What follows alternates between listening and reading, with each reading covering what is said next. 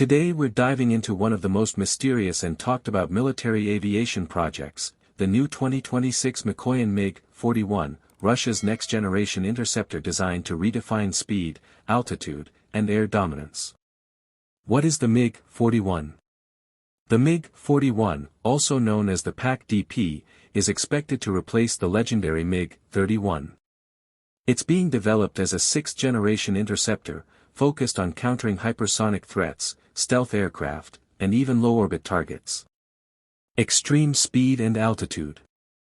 Reports suggest the Mig-41 could reach speeds of Mach 4+, making it one of the fastest combat aircraft ever planned. With extremely high operational altitude, it's designed to operate near the edge of space, far above conventional fighters. Stealth and advanced design. Unlike older MiG interceptors, the Mig-41 is expected to feature stealth shaping, radar-absorbent materials, and a futuristic airframe optimized for hypersonic flight and reduced detection. Next-gen avionics and AI. The aircraft is rumored to include artificial intelligence support, advanced sensors, and network-centric warfare capabilities. It may also support optionally unmanned operations, pushing it firmly into next-generation combat doctrine. Powerful weapons system.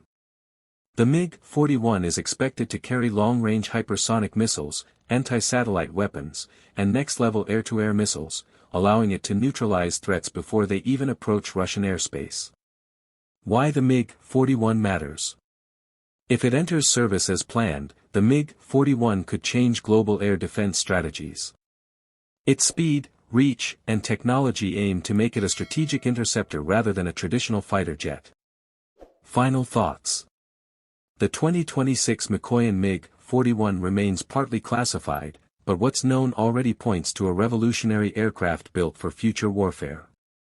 Stay tuned with Bike Zone for more updates on cutting-edge machines shaping the world of speed and power.